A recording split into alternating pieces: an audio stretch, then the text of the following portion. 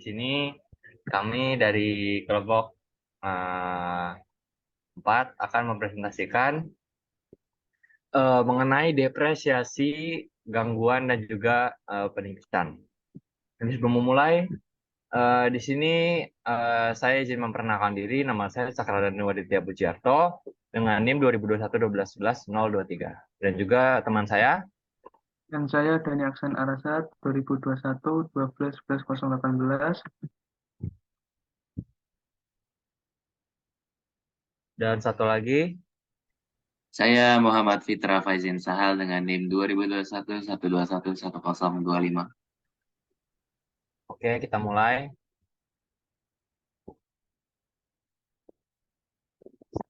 Next. Jadi di sini ada tujuan pembelajaran dari materi bab ini, bab 11. Jadi itu tujuannya itu yang pertama itu kita dapat menjelaskan konsep penyusutan dan juga metode penyusutan. Selanjutnya yang kedua itu kita dapat mengidentifikasi masalah penyusutan lainnya. Terus yang ketiga itu kita juga dapat menjelaskan masalah akuntansi yang terkait dengan penurunan nilai aset. Terus yang keempat itu diskusikan prosedur akuntansi untuk penipisan sumber daya mineral.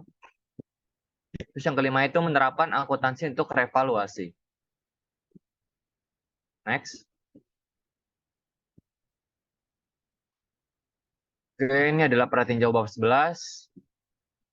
Jadi mengenai bab 11 depreciation, impairments, dan depletion itu ada 6 poin yang akan dibahas itu mengenai depreciation, a method of cost allocation. Terus yang kedua ada other depreciation issues. Terus yang ketiga itu ada impairments. Yang keempat ada depletion. Yang kelima ada revaluation. Dan yang terakhir itu ada presentation and analysis. Next. Di sini ada depresiasi metode alokasi biaya. Jadi depresiasi ini sendiri itu adalah proses akuntansi untuk mengalokasikan biaya aset berwujud itu untuk biaya secara sistematis dan rasional ke periode-periode yang diharapkan mendapat manfaat dari penggunaan aset tersebut. Nah, habis itu ada mengalokasikan biaya aset berumur panjang itu ada aktiva tetap, yaitu biaya penyusutan. Kalau intangibles itu biaya amortisasi, terus ada sumber daya mineral, yaitu biaya penipisan. Next.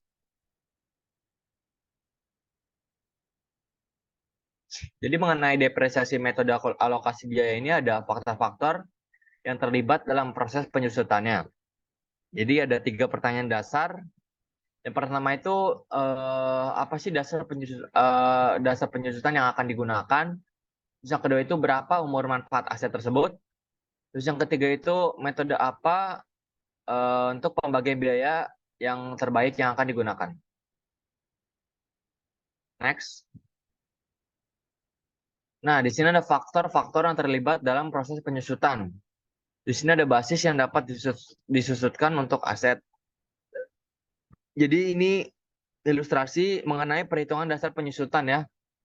Di sini jadi ada original cost misalkan 10.000, terus ada residual value-nya itu sebesar 1.000, jadi depreciation base-nya itu menyusut menjadi 9.000. Ya, next.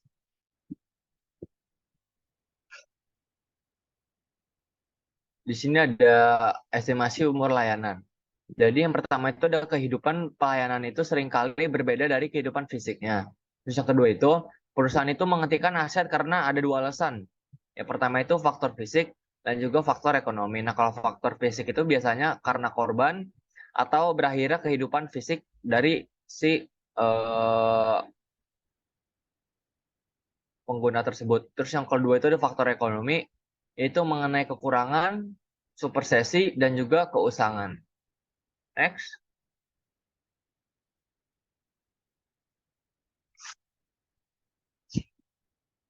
Selanjutnya ada metode depresiasi. Jadi di sini profesi itu membutuhkan metode yang digunakan secara sistematis dan rasional. Nah, untuk metode yang digunakan itu antara lain itu yang pertama ada metode kegiatan atau yaitu unit penggunaan atau produksi. Yang kedua itu ada metode garis lurus. Yang ketiga ada metode pengurangan atau percepatan. Terus yang pertama itu ada jumlah digit tahunan. Dan yang kedua itu ada metode saldo menurun. Next. Nah, selanjutnya di sini ada metode depresiasi. Di sini ada metode kegiatan. Jadi datanya ini untuk batu bara Stanley tambang. Jadi ilustrasi di sini adalah jika Stanley menggunakan derek selama 4.000 jam pada tahun pertama, biaya penyusutannya itu adalah. Nah, jadi di sini dapat informasi cost of crane-nya itu sebesar 500.000. Terus estimate useful life-nya itu selama 5 tahun. Selanjutnya estimate salvage value-nya itu 50.000. Terus productive life in hours-nya itu sebesar 30.000 jam atau 30.000 hours. Selanjutnya cara mencari depreciation charge-nya itu dicari itu rumusnya dari ini, cost dikurang residual value dikali hours this years dibagi total estimate hours. Nah, terus dimasukkan cost itu sebesar 500.000, terus dikurang ini estimate salvage value itu 50.000, terus dikali 4.000. 4.000 itu ini tadi Stanley-nya menggunakan derek selama 4 jam. 4.000 jam pada tahun pertama, hour this year yang digunakan pada tahun pertama, dibagi total estimate hour. Yaitu productive life in hours-nya itu sebesar 30.000. Jadi totalnya itu didapat sebesar 60.000. Next.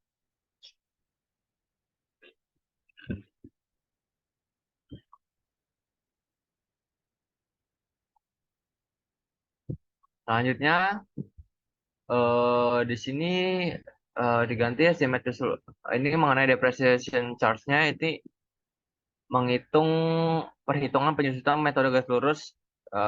Contohnya ini batu bara.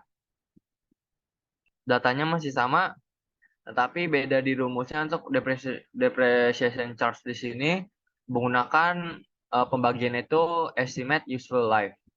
Jadi sama cost dikurang residual value-nya dibagi estimate service life sama dengan depreciation charge sebesar 90.000. Next.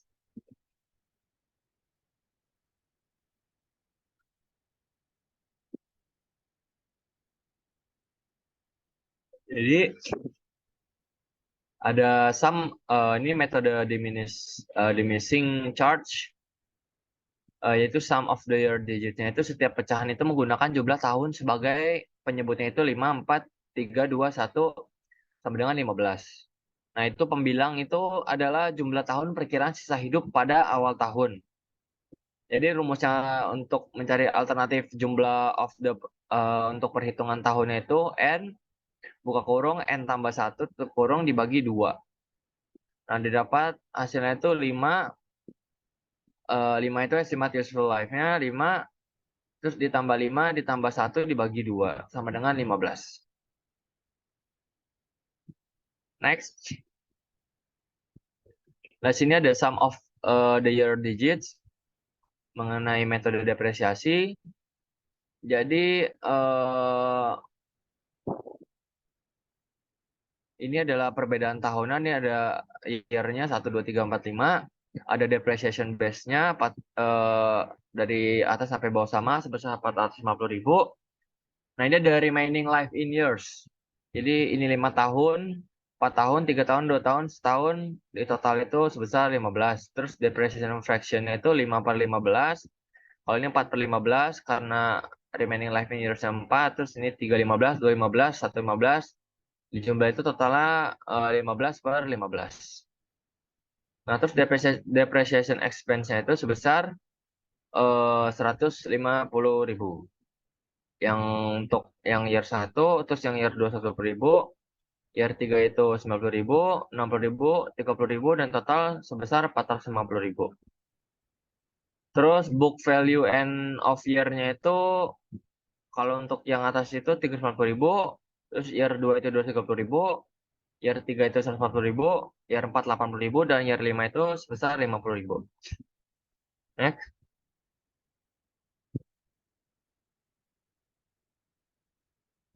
Nah, di sini metode diminishing charge. Jadi metode saldo menurun ini menggunakan tingkat penyusutan atau persentase yang merupakan kelipatan dari metode garis lurus. Terus yang kedua ini tidak mengurangi nilai sisa dalam menghitung dasar penyusutannya. Next.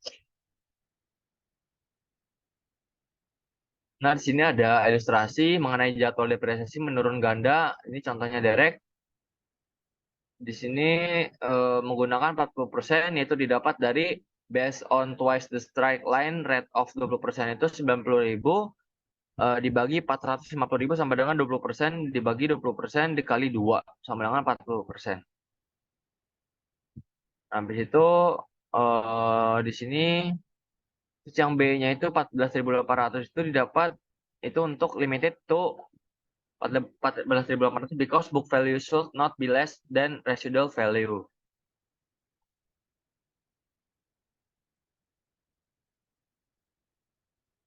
Nah, di sini ada depresiasi komponen. Jadi VRS ini membutuhkan bahwa setiap bagian dari aset tetap yang signifikan terhadap biaya total aset itu harus disusutkan secara terpisah. Next. Di sini ada depresiasi komponen. Ilustrasinya ini, EuroAsia Airlines ini membeli pesawat seharga 100 juta pound sterling atau euro pada tanggal 1 Januari 2020. Nah, pesawat tersebut itu memiliki masa manfaat 20 tahun dan nilai sisanya itu 0 euro. Nah, EuroAsia ini menggunakan metode depresiasi garis lurus untuk semua pesawatnya. Terus EuroAsia ini mengidentifikasi komponen, jumlah, dan masa manfaat sebagai berikut ini. Jadi komponennya itu ada airframe, ada engine components, dan juga other components. Nah, di komponen amount ini, airframe itu sebesar 60 juta, terus engine components itu sebesar 30 juta, terus other components itu sebesar 8 juta. Jadi total komponen amount-nya itu sebesar 100 juta, seperti membeli pesawat seharga yang di awalnya. Terus komponen useful life-nya ini untuk airframe ini sebesar 20 tahun. Nah, kalau engine components itu selama 8 tahun. Nah, kalau other components-nya itu sebesar atau selama 5 tahun. Next. Nah, ini ada perhitungan biaya penyusutan untuk Euro Asia untuk tahun 2020-nya. Jadi komponen yang tadi masih sama dengan komponen maunya total 1 juta. Terus dibagi useful life-nya. Nah, ini 60 juta dibagi 20, berarti komponen depreciation-nya itu menyusut sebesar 3 juta. Terus ini untuk engine komponen 30 juta, useful life itu selama 8 tahun dibagi menjadi 4 juta per tahun. Nah, kalau other component itu 8 juta dibagi useful life itu 5 juta tadi, berarti komponen depreciation-nya untuk other component itu sebesar 1.600.000 per tahun. Dan di total itu komponen depreciation-nya itu menyusut 8.600.000 per tahunnya. Next.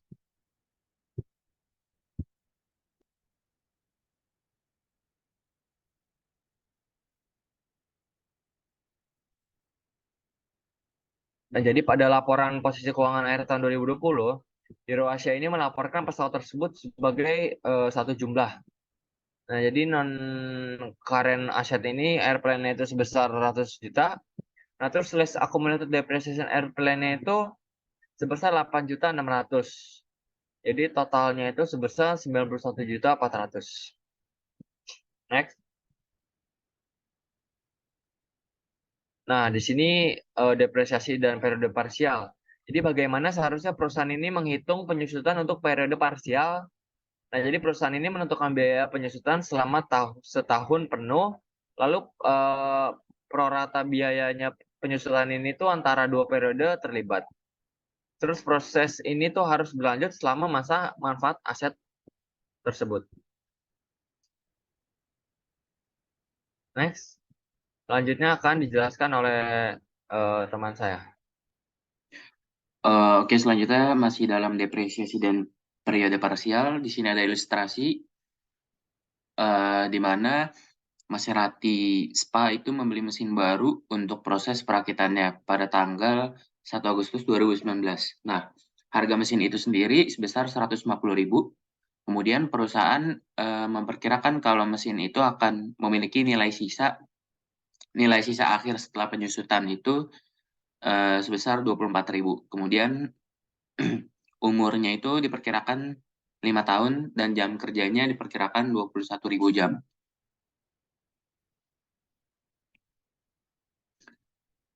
Eh, Perkirakan 21.000 jam di akhir tahun. Nah, di sini kita diminta untuk menghitung depresiasi garis lurus, terus metode kegiatan, kemudian jumlah digit tahun, dan saldo menurun ganda. Nah, berdasarkan metode garis lurus di sini,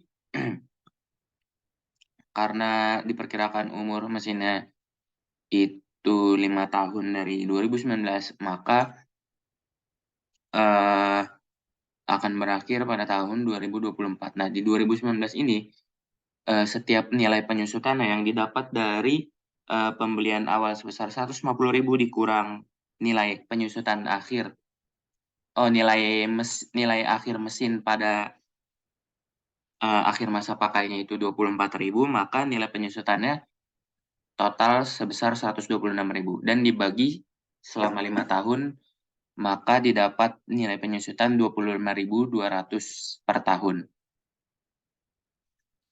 Nah, kemudian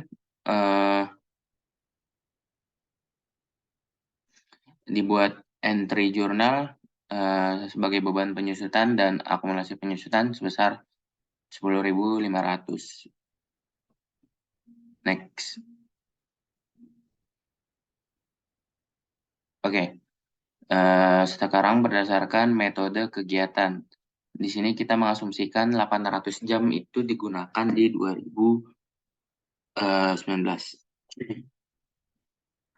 Nah, karena total penyusutannya itu 126.000 dibagi total jam yang diperkirakan digunakan mesin itu sebanyak 21.000 jam, maka didapat harga per jamnya itu 6 euro per jam. Nah, kemudian dicatat 800 jam per tahun digunakan, 800 jam pada tahun 2019 digunakan dengan biaya 6 dolar per jam, maka biaya tahunan berdasarkan jamnya itu sebesar 4.800 per jam. Dan dicatat sebagai beban penyusutan di 2019 dan akumulasi penyusutan sebesar 4.800. Next. Kemudian berdasarkan metode jumlah digit tahun.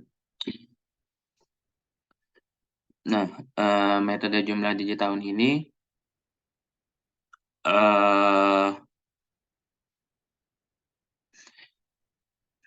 total penyusutannya 126.000 dikalikan dengan jangka bertahun 5/15 dan didapat tahunan biaya itu 42.000.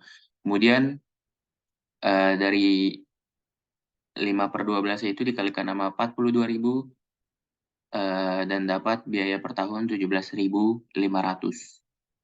Kemudian dicatat juga dengan nominal 17.500 dengan akun beban penyusutan 2019 dan akumulasi penyusutan sebesar 17.900. Next. Kemudian untuk metode saldo menurun ganda di sini 150.000 dari total dari nilai awal mesin tersebut dikalikan dengan depreciation kecepatan per tahunnya itu 40%, maka biaya per tahunnya gitu kita dapat 60.000. Karena dicatat sebagian tahun, maka dibagi lagi 5/12.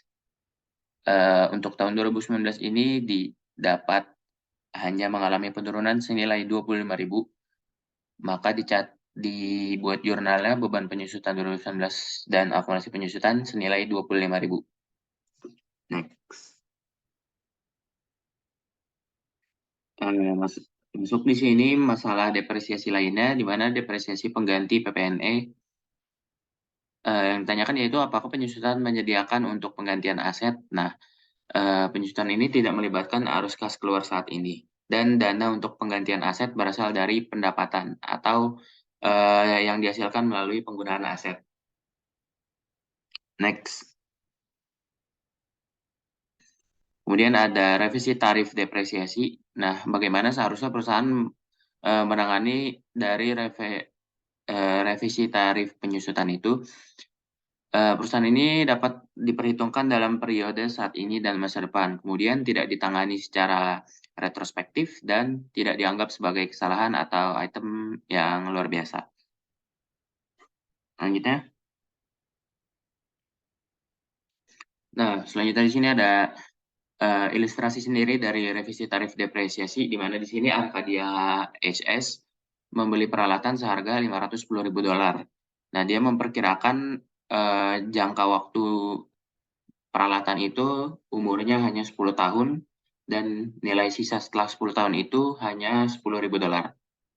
Nah, penyusutan telah dicatat selama 7 tahun dengan metode garis lurus.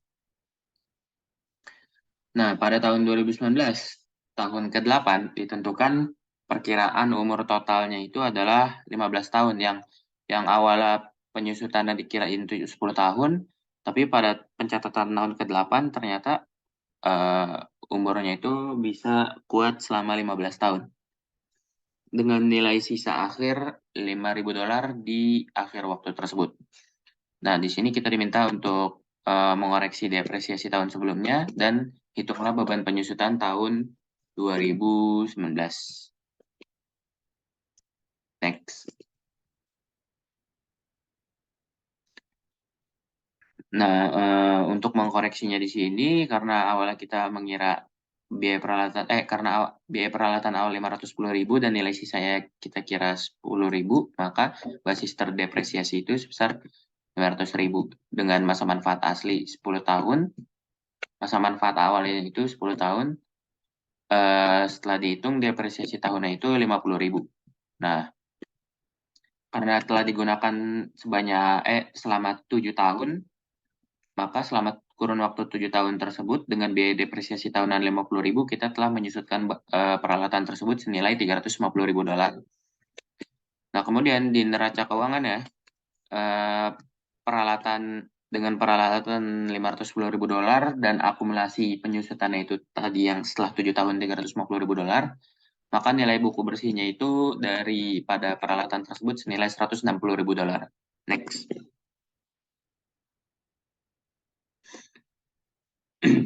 Nah, untuk tarif depresiasinya ini sendiri, karena nilai sisa dari peralatan tersebut $150.000 dan diperkirakan nilai akhir dari peralatan tersebut senilai $5.000, maka basis terdepresiasinya itu menjadi $150.000 dan memperkirakan umur baru yang awalnya 10 tahun karena telah digunakan 7 tahun, kemudian diupdate umur peralatannya bisa menjadi 15 tahun, maka sisa umur yang berguna itu sebesar 8 tahun. Dan depresiasi tahunnya didapat dari basis terdepresiasi yang baru, kemudian dibagi dengan sisa umur berguna yang baru, maka depresiasi tahunnya 19.375. Dan dicatat untuk koreksiannya, beban penyusutan dan akumulasi penyusutan sebesar 19.375 tahun. X. Kemudian di sini untuk gangguan yang mengenali kelemahan. Aset berwujud yang berumur panjang merupakan gangguan ketika perusahaan tidak dapat memperoleh kembali jumlah yang tercatat aset baik melalui penggunaan atau penjualannya. Nah, pada setiap tahun, perusahaan ini meninjau aset untuk indikator penurunan nilai, yaitu penurunan kemampuan menghasilkan kas aset melalui penggunaan atau penjualan. Next. Kemudian kita masuk ke mengenali kelemahan. Jika ada indikator penurunan nilai, maka uji penurunan nilai itu harus dilakukan. Yang dimana di sini ada carrying amount, kemudian compared ke recoverable amount, kemudian higher of dipecah menjadi dua, yang dimana ada fair value less cost to sell dan value in use. Next. Masuk ke ilustrasi. Di sini ada perusahaan Kris SE yang melakukan uji penurunan nilai untuk perlengkapannya dengan nilai tercatat peralatan keras adalah 200.000 euro. Nah, nilai wajarnya dikurangi biaya untuk menjual yaitu 180.000 euro dan nilai pakainya itu 205.000 euro. Nah, carrying amount-nya nilai tercatat peralatan tadi sebesar 200.000 euro di-compare ke recoverable amount-nya nilai pakainya itu 205.000 euro dan higher of-nya dipecah menjadi dua jenis, yaitu fair value less cost to sell 180.000, kemudian value in use-nya 205.000. Next. Nah, asumsikan informasi yang sama untuk perusahaan keras kecuali bahwa nilai pakai peralatan keras adalah 175.000 daripada 205.000. Sama seperti tadi. Next.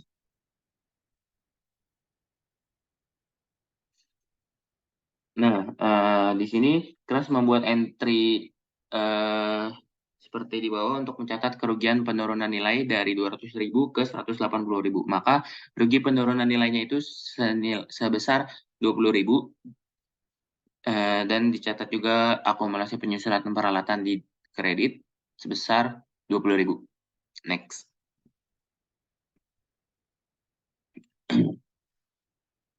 Masih pada ilustrasi, di sini ada contoh kasus 1, yang dimana pada tanggal 31 Desember 2020, Hanoi Ltd memiliki peralatan dengan harga perolehan sebesar 26 juta dan akumulasi penyusutan sebesar 12 juta. Nah, peralatan ini memiliki masa manfaat atau umur peralatan tersebut yaitu 4 tahun dengan nilai sisa 2 juta. Nah, di sini kita dapat beberapa informasi. Yang pertama, nilai tercatat peralatan pada tanggal 31 Desember adalah 14 juta. Nah, nilai awal peralatan itu 26 juta dan prediksi akumulasi penyusutannya itu 12 juta. Kemudian, Hanoi menggunakan metode depresiasi garis lurus,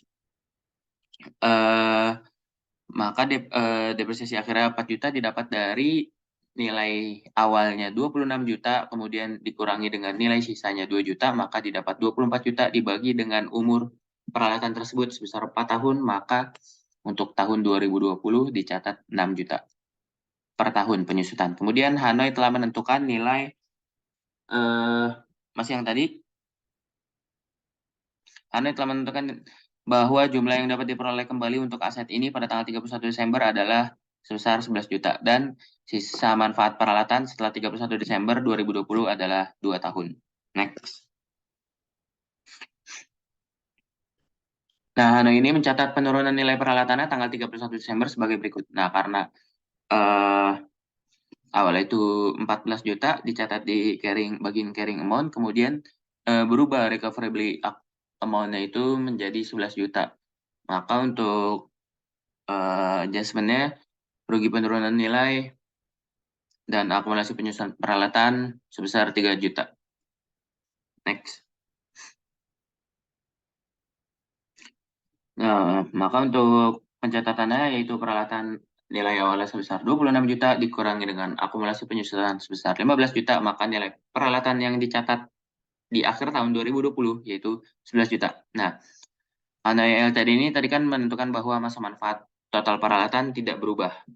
Masih tersisa 2 tahun. Nah, namun perkiraan nilai sisa peralatan sekarang 0. Hanoi harus menggunakan depresiasi garis lurus dan membuat entry jurnal berikut untuk mencatat depresiasi tahun 2021, di mana dicatat sebagai beban penyusutan dan akumulasi penyusutan peralatan sebesar 5.500.000. Next. Kemudian kita masuk ke kasus 2, di mana di penghujung tahun 2019, perusahaan Verma ini menguji mesin untuk penurunan nilai. Mesin tersebut memiliki nilai tercatat $200.000 dan ini memiliki perkiraan yang tersisa umur manfaat 5 tahun. Karena hanya ada sedikit informasi terkait pasar yang menjadi dasar jumlah terpulihkan berdasarkan nilai wajar, Verma menentukan jumlah terpulihkan mesin harus berdasarkan nilai pakai. Verma menggunakan tingkat diskonto 8% dengan analisis Verma yang menunjukkan masa depannya arus kas menjadi $40.000 setiap tahun selama 5 tahun. Dan itu akan menerima nilai sisa sebesar $10.000 pada akhir 5 tahun. Dan diasumsikan bahwa semua arus kas terjadi pada akhir tahun. Next. Karena perhitungan kerugian penurunan nilai atas mesin pada akhir tahun 2019 itu dicatat carrying amount-nya $200.000 dengan update recoverable amount-nya itu sebesar $166.514. Kemudian untuk bagian higher of fair value less cost to sell itu tidak dicatat. Sementara untuk higher of value in use itu dicatat $166.514.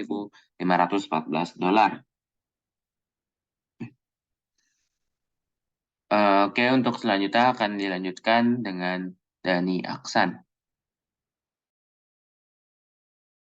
Oke, lanjut. Kita akan memasuki tentang ilustrasi penurunan nilai kasus kedua, yang dimana perhitungan kerugian penurunan nilai atas mesin pada akhir tahun 2019, yang dimana ada carrying amount $200.000 dan recoverable amount $166.514.000. Di situ dengan jarak yang tidak sebanding, yang dimana kerugian penurunan nilainya $33.486. Itu dicatat jurnalnya itu rugi penurunan nilai $33.486, akumulasi penyusutan di kredit senilai $33.486.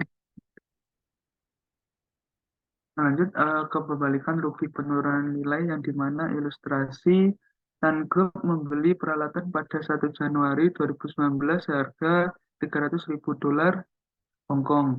Masa manfaat 3 tahun dan tidak ada nilai sisa, yang dimana pada tahun 2019 dia memiliki depreciation expense $100.000 Hongkong. Di situ dari $300.000 Hongkong dibagi 3.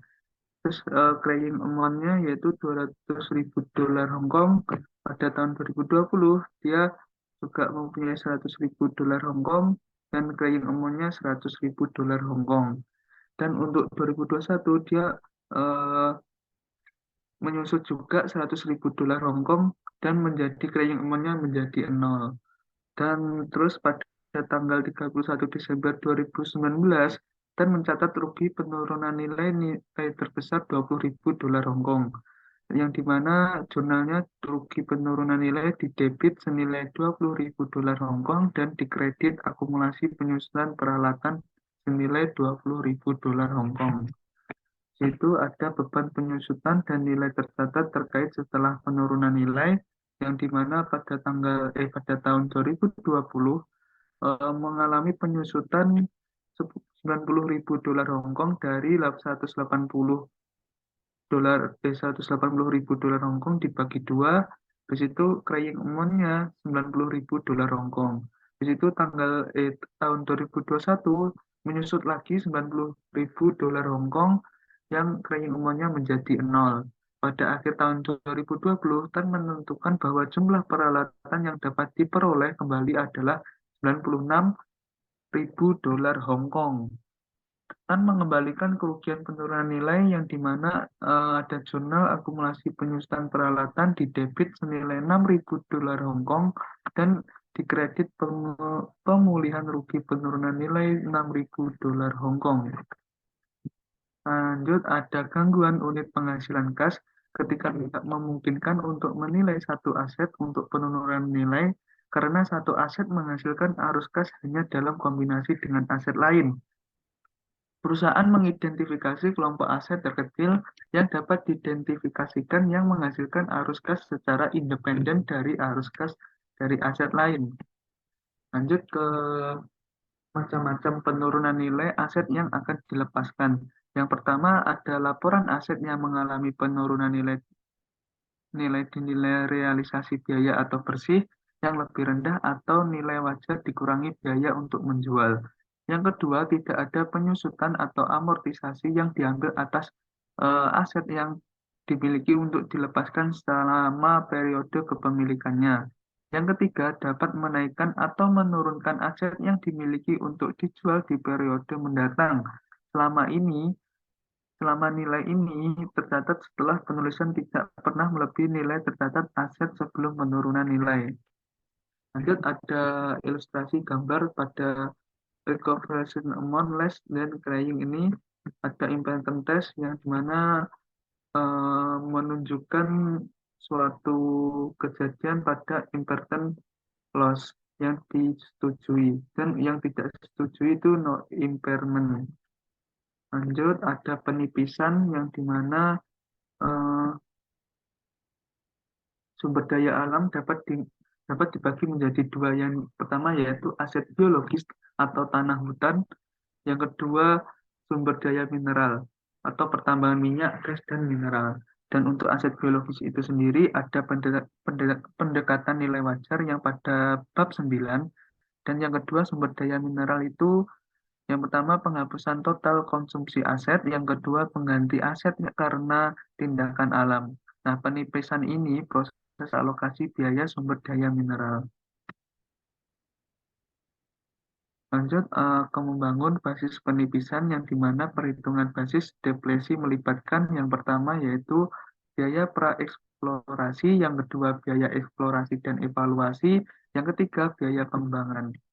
Lanjut ada penghapusan biaya sumber daya. Biasanya perusahaan menghitung depresiasi pada metode unit produksi pendekatan aktivitas. Depresiasi merupakan fungsi dari jumlah unit yang diekstraksi selama periode.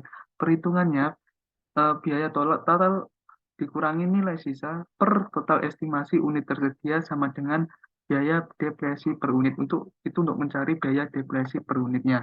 Terus untuk unit deekstrasiasi dikali biaya per unit itu untuk mencari penipisan.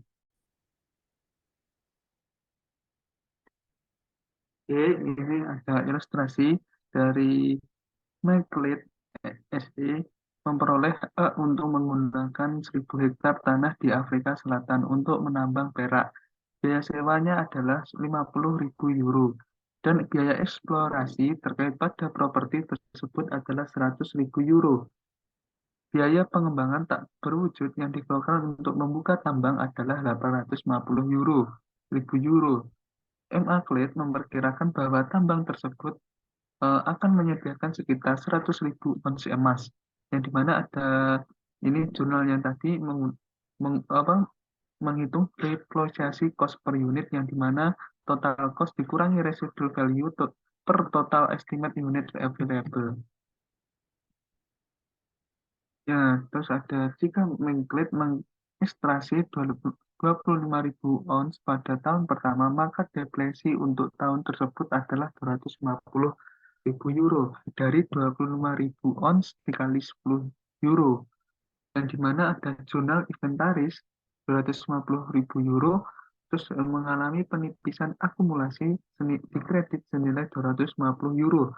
Terus laporan posisi keuangan McLeod yang dimana Silvermine at cost 1.000.000 euro, terus less accumulated depreciation 250.000 euro dikurangi 1 juta kurangi 250.000 euro menjadi 750.000 euro. Biaya depresi terkait persediaan yang dijual merupakan bagian dari harga pokok penjualan. Nah, lanjut ada memperkirakan cadangan yang dapat dipulihkan. Yang pertama yaitu sama seperti akuntansi untuk perubahan estimasi. Yang kedua, merevisi tingkat depresi secara prospektif. Yang ketiga, bagilah biaya yang tersisa dengan perkiraan baru dari cadangan yang dapat diperoleh kembali. Lanjut ada dividen likuiditas yang dimana dividen lebih besar dari jumlah akumulasi laba. ilustrasi yang dimana Calahan Mining memiliki saldo laba ditahan sebesar 1.650.000 euro, akumulasi penipisan properti mineral sebesar 2.100.000 euro, dan premi saham sebesar 5.435.493.000 euro. Dewan Calahan mengumumkan dividen sebesar 3.000 euro per saham atas 1 juta saham beredar. Ini mencatat dividen tunai 3 juta ribu euro sebagai berikut, yang dimana pendapatan yang disimpan 1.650.000 euro, terus bagikan premium biasa 1.350.000 euro.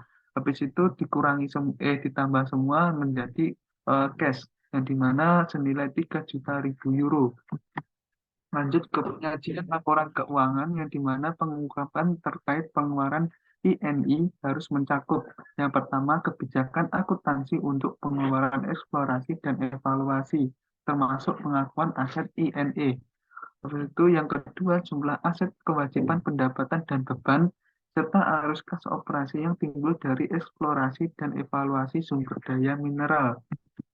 Lanjut ada ke materi selanjutnya, yaitu revaluasi, yang dimana mengenali revaluasi perusahaan mungkin nilai aset berwujud berumur panjang setelah akuisisi dibiayai atau nilai wajar. Pada rel jaringan GBR memiliki untuk menggunakan nilai wajar untuk memperhitungkan jaringan kereta api, yang dimana meningkatkan aset berwujud jangka panjang sebesar 4.289 juta euro. Terus perubahan nilai wajar diperhitungkan dengan menyesuaikan akun aset dan menetapkan keuntungan yang belum direalisasi. Dan yang terakhir, keuntungan yang belum direalisasi sering disebut sebagai surplus revaluasi. Lanjut ke mengenali revaluasi. Revaluasi itu yaitu tentang tanah, yang dimana ilustrasi ini grup Siemens eh, G- GI, GIU di EU membeli tanah seharga 1 juta ribu euro pada tanggal 5 Januari 2019. Perusahaan memilih untuk menggunakan akuntansi revaluasi tanah pada periode berikutnya. Pada tanggal 31 Desember 2019, nilai wajar tanah adalah 1.200.000 euro. Ayat jurnal untuk mencatat tanah pada nilai wajar adalah sebagai berikut. Nilai tanah didebit senilai 200.000 euro. Terus dikredit yaitu keuntungan revaluasi yang belum direalisasi tanah yaitu senilai 200.000 euro. Keuntungan revaluasi yang belum direalisasi tanah menambah penghasilan komprehensif lain dalam laporan laba rugi komprehensif. Lanjut ke revaluasi aset yang dapat disusutkan, yang dimana ada ilustrasi grup Lenovo CHN membeli peralatan seharga 500.000 yen pada tanggal 2 Januari 2019. Peralatan tersebut memiliki masa manfaat 5 tahun, disusutkan menggunakan metode penyusutan garis lurus dan nilai residu 0. Lenovo memiliki untuk menilai ulang peralatannya ke nilai wajar selama masa pakai peralatan tersebut. Lenovo mencatat beban penyusutan sebesar 100.000 yen. Dari 500.000 yen dibagi 5 menjadi 100.000 yen. Pada tanggal 31 2019 sebagai berikut. Ini ada sebuah jurnal tentang grup Lenovo, yang dimana beban penyusutan di debit senilai 100.000 yen, terus akumulasi penyusutan peralatan di kredit senilai 100.000 yen. Lanjut ke revaluasi aset yang dapat disusutkan setelah entry ini, peralatan Lenovo memiliki nilai tercatat sebesar 400.000 yen. Dari 500.000 yen dikurangi 100.000 yen. Lenovo menerima penilaian independen untuk nilai wajar peralatan pada tanggal 31 Desember 2019 yaitu sebesar 460.000 yen. Ini adalah jurnal dari grup Lenovo, yang dimana akumulasi penyusutan peralatan di debit senilai 100.000 yen pada peralatan di kredit senilai 40.000 yen. Di situ dikredit lagi keuntungan revaluasi yang belum direalisasi peralatan senilai 60.000 yen. Lanjut ke revaluasi aset yang disusutkannya selanjutnya, yang dimana ada statement of comprehensive income. Under comprehensive income-nya yaitu unrealized gain on revaluation equipment senilai 60.000 yen. Terus statement of financial position non current assetnya, equipment 500.000 yen dikurangi 40.000 yen, hasilnya 460.000 yen. Di situ accumulated depreciation equipment yang dimana 100.000 yen dikurangi 100.000 yen menjadi 0. Di situ carrying amount-nya di 460 kurangi 0 menjadi 460. Di situ equity-nya yaitu accumulated under comprehensive income yaitu 60.000 yen. Dalam keadaan apapun, akun akumulasi penghasilan komprehensif lain terkait revaluasi tidak boleh bersaldo negatif. Nah, di situ ada masalah revaluasi yang dimana perusahaan dapat memilih untuk menilai hanya satu kelas aset, misalnya bangunan, dan tidak menilai kembali aset lain seperti tanah atau peralatan. Jika sebuah perusahaan hanya memiliki bangunan, yang dimana yang pertama, revaluasi berlaku untuk semua aset dalam kelas aset tersebut. Yang kedua, kelas aset adalah pengelompokan item yang memiliki sifat kegunaan yang sama dalam operasi perusahaan. Yang ketiga, perusahaan juga harus melakukan segala upaya untuk menjaga nilai aset tetap up to date. Lanjut ke pembahasan soal dan jawaban chapter 10, yang dimana ada example 10.5 yang akan dijelaskan oleh Cakra.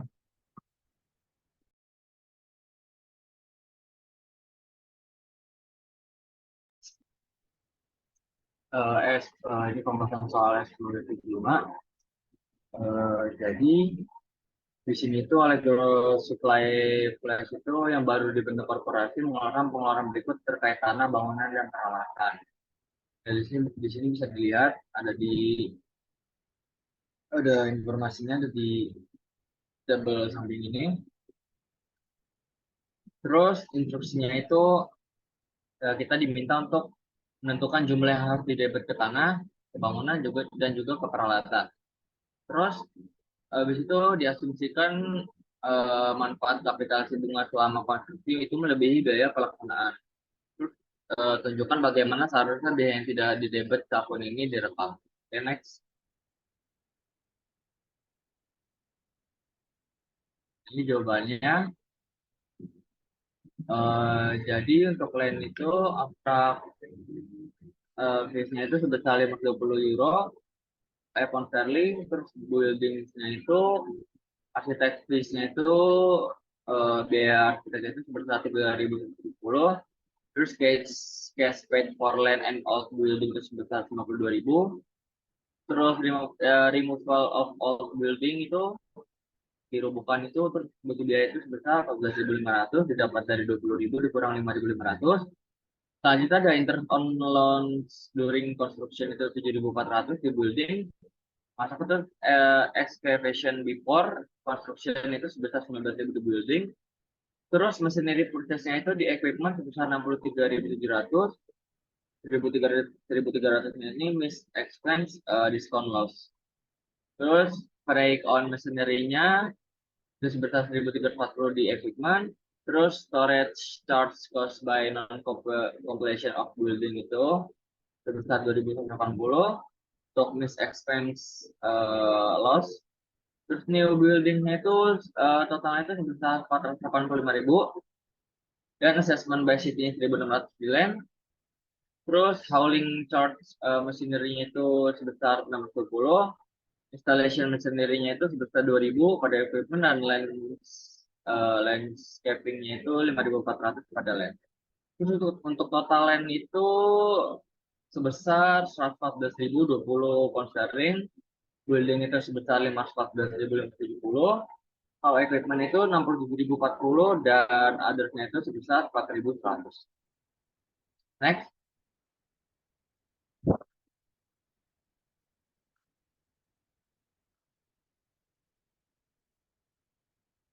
Ini untuk pembahasan soal S10.10.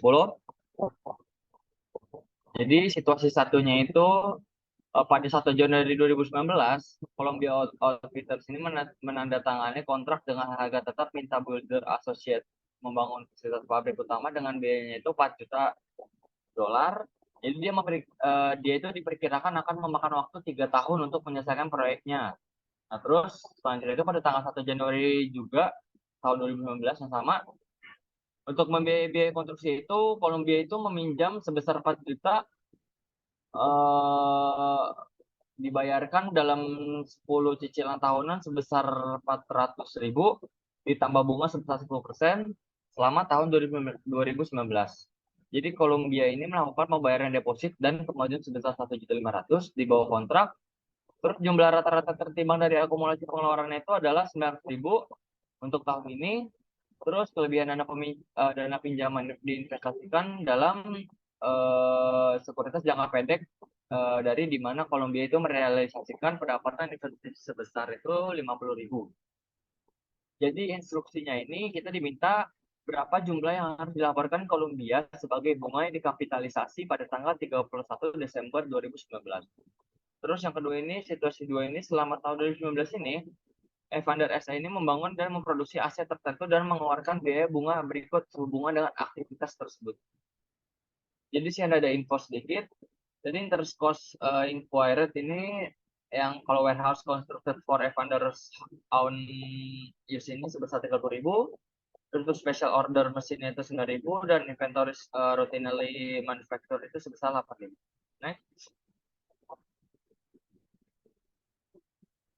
Jadi selanjutnya itu dengan asumsi pengaruh kapitalisasi bunga, berapa jumlah total biaya bunga yang harus dikapitalisasi. Terus yang kedua itu berapa yang harus ditampilkan sebagai bunga yang dikapitalisasi pada laporan keuangan Antonio pada 30 April 2020-nya. Next. Jadi untuk situasi satu ini 40.000 ini persentannya adalah jumlah yang harus dilaporkan Columbia sebagai bunga yang dikapitalisasi pada 31 Desember 2015. Jadi jumlah bunga yang berhak untuk dikapitalisasi itu adalah itu didapat dari weighted average accumulated expenditure dikali appropriate interest rate sama dengan avoidable interest. Nah, jadi karena Columbia memiliki utang yang dikeluarkan khusus untuk proyek konstruksi dalam jumlah yang lebih besar dan akumulasi rata-rata tertimbangan pengeluaran sebesar 9.000 digunakan tingkat bunga 10% tujuan kapitalisasi. Nah, oleh karena itu bunga yang dapat dihindari adalah 40.000. Nah, yang mana kurang dari bunga sebenarnya, terus di sini dihitung sebagai bunga atas pinjaman tertentu dikurangi pendapatan investasi pada dana tersebut. Nah, jadi tadi rumusnya weighted average dikali appropriate sama dengan avoidable interest. Nah, weighted average-nya itu 9.000 dikali appropriate interest rate-nya itu 0,10% sama dengan 90.000. Jadi pendapatan investasinya itu dikurang 50.000. Oke, next. Nah, jawaban situasi kedua. Jadi 39.000 persyaratan ini adalah total biaya bunga yang harus dikapitalisasi. Jadi IFRS ini mengidentifikasi aset yang memenuhi syarat untuk kapitalisasi bunga itu adalah aset dibangun untuk digunakan sendiri dan aset yang dimasukkan untuk dijual atau sewa yang diproduksi sebagai proyek diskrit. Jadi presiden yang rutin diproduksi dalam jumlah besar secara berulang ini tidak memenuhi syarat untuk bunga kapitalisasi. Oleh karena itu, hanya 30.000 dan 9.000 yang dikapitalisasi saja. Untuk situasi ketiga, jadi 180.000 itu syaratnya adalah untuk menentukan jumlah dari bunga yang akan dikapitalisasi pada laporan keuangan per 30 April 2016. Nah, persyaratan IFRS terpenuhi satu ini, pengeluaran untuk aset telah dilakukan. Yang kedua itu aktivitas yang diperlukan agar aset siap digunakan. Ketiga itu biaya bunga sedang terjadi. Selanjutnya jumlah yang akan dikapitalisasi ini ditentukan dengan menerapkan suatu suku bunga terhadap jumlah rata-rata tertimbang dari akumulasi pengeluaran untuk aset tersebut selama periode tersebut. Nah, karena 6 juta pengeluaran dikeluarkan untuk tahun tersebut berakhir 30 April 2011, nah terjadi secara merata sepanjang tahunnya. Yaitu jumlah pengeluaran rata tertimbang untuk tahun tersebut adalah 3 juta, dapat dari 6 juta dibagi 2. Oleh karena itu, jumlah bunga yang harus dikapitalisasi adalah 180.000, dapat dari 3 juta itu dikali 11%, dikurang 150.000 hubungan diplore. Terus dalam apapun periode jumlah total biaya bunga yang akan dikapitalisasi ini tidak boleh melebihi jumlah total biaya bunga yang dikeluarkan oleh perusahaan atau jumlah itu sebesar 1.100.000. Next, selanjutnya akan dijelaskan oleh teman saya. Lanjut ke soal 10.15. Di sini purchase of computer with zero interest bearing debt. Windsor PLC di sini membeli sebuah komputer pada tanggal 31 Desember 2018 harga 130.000. Nah, membayar 30.000 turun dan setuju untuk membayar saldo dalam 5 angsuran yang sama sebesar 20.000. Jadi DP-nya 30.000 dan dicicil 5 kali sebesar 20.000. Harus dibayar setiap tanggal 31 Desember mulai dari tahun 2019. Dengan asumsi buku bunga itu tersirat dalam harga pembelian sebesar 10%. Nah, di sini instruksinya untuk membuat ayat jurnal pada tanggal pembelian. Bulatkan kedua desimal tempat, kemudian buatlah ayat jurnal setiap tanggal 31 Desember 2019 untuk mencatat pembayaran tersebut dan bunga dengan metode bunga efektif yang digunakan. Kemudian dengan instruksi yang sama tapi untuk tanggal 31 Desember 2020. Next. Nah, sini untuk membuat ayat jurnal yang digunakan di equipment 105.815 belum di pembulatan, kemudian dengan pembayaran cash DP-nya itu 30.000 dan notes payable-nya 75.815 dengan PV dari 20.000 annuity 10% dengan 5 tahun dikali dengan 3,79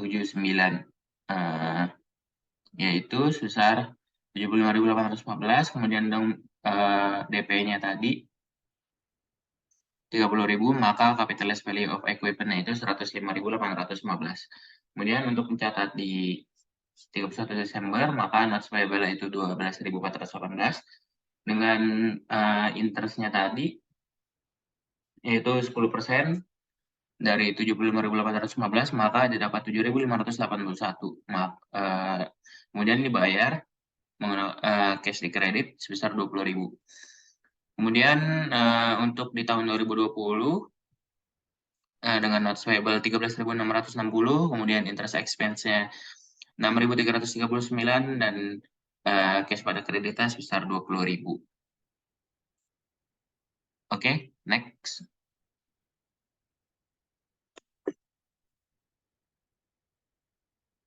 Lanjut ke problem 10.4 yang dimana disposisi termasuk penghukuman pembongkaran dan tukar tambah. Di bawah ini adalah jadwal disposisi properti untuk holy rate, yang dimana lainnya cost-nya $40.000, building-nya $15.000, warehouse-nya $70.000, mesinnya $8.000, furniturnya $10.000, mobilnya $9.000. Itu untuk accumulated depreciation-nya, untuk warehouse-nya $16.000, mesinnya $2.800, $7.850 untuk furnitur, dan $3.460 untuk automobil, dan seterusnya. Langsung ke informasi tambahan berikut tersedia pada tanah pada tanggal 15 Februari atau land yang penghargaan kecaman diterima sebagai pertimbangan tanah yang belum diperbaiki dimiliki terutama sebagai investasi. Dan pada tanggal 31 Maret lainnya sebidang tanah yang belum diperbaiki untuk dimiliki sebagai investasi dibeli dengan biaya tertentu sebesar $35.000. Dan untuk bangunan, pada tanggal 2 April tanah dan bangunan dibeli dengan harga total $75.000, di mana 20% dialokasikan untuk bangunan di buku perusahaan yang asli perkebunan diperoleh dengan maksud untuk menghancurkan bangunan. Dan ini terjadi dicapai selama bulan November. Penerimaan tunai diterima di November merupakan hasil bersih dari pembongkaran gedung.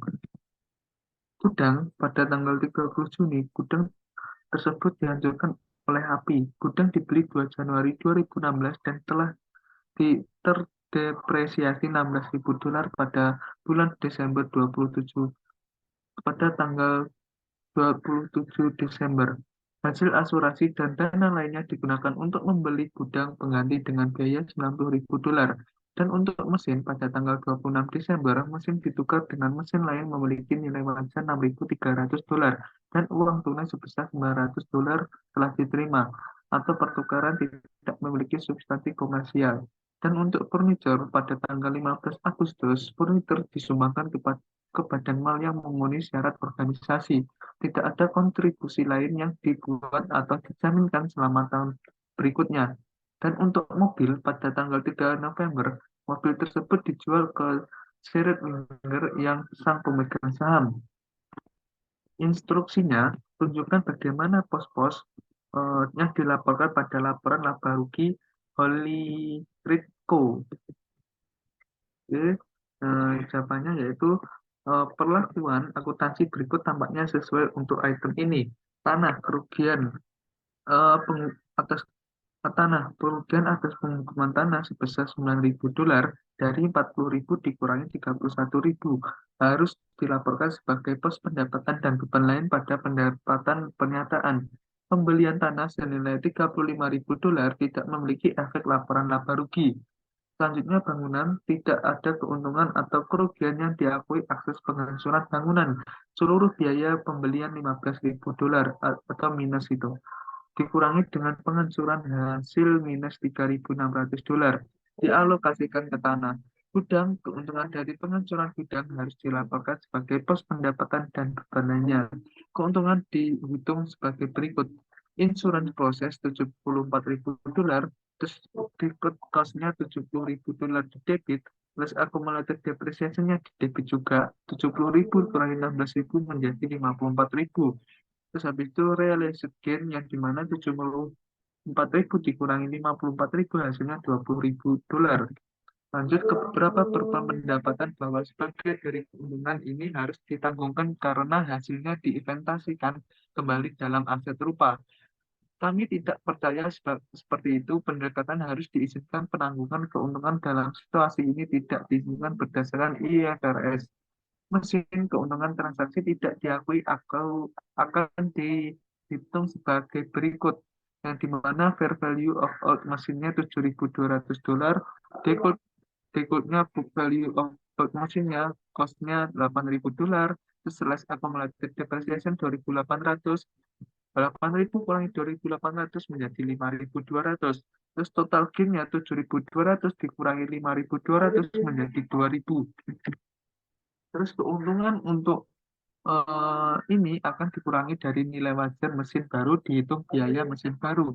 Biaya mesin baru akan dikapitalisasi sebesar $4.300, yang dimana fair value-nya of mesinnya 6.300, terus land giver-nya 2.000. 6.300 dikurangi 2.000 menjadi 4.300. Habis itu kontribusi furnitur akan dilaporkan sebagai beban kontribusi sebesar $3.100 dengan keuntungan terkait atas disposisi furnitur dari $950 dibagi $3.100 dikurangi 10.000 dikurangi $7.850. Biaya iuran yang dan terkait keuntungan dapat terjaring jika diinginkan.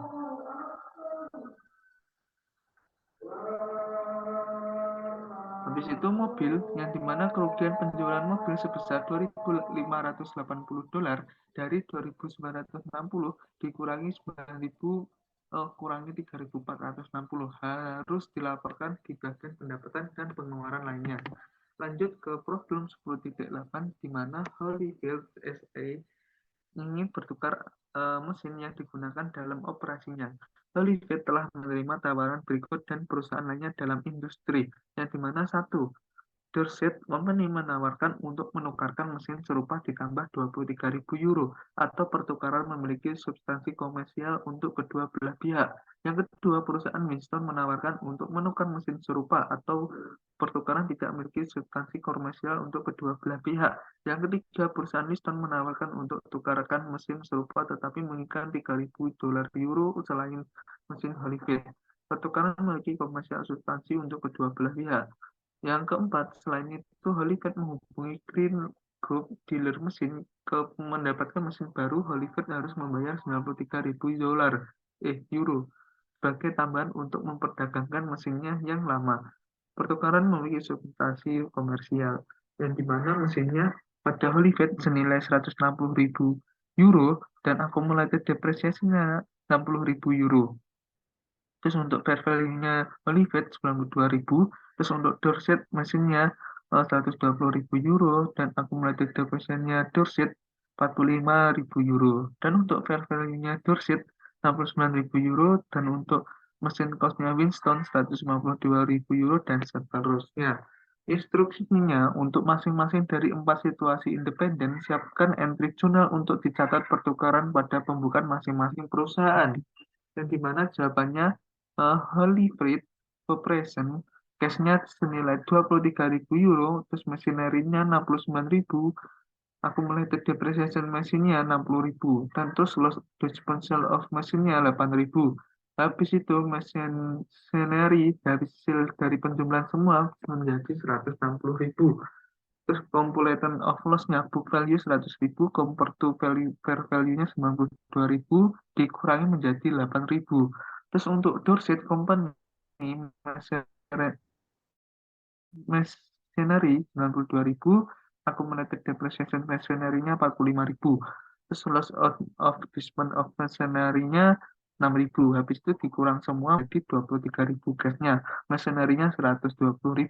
Complete of loss book value-nya 75.000, compute to fair value-nya 69.000, habis itu dikurang menjadi 6.000 dan seterusnya. Lanjut ke yang ketiga, Holiday Compression, Machinery Accumulated Depreciation Machinery 60.000, terus Liston Company Machinery-nya 92.000, terus Holiday Company yang nomor 4 Machinery 185.000, terus Greeley Company-nya cash-nya 93.000. Terima kasih atas pemaparan dari depresiasi dan penitisan dari bab 11 kelompok 4. Bila ada kesalahan omongan, mohon dimaafkan. Wassalamualaikum warahmatullahi wabarakatuh.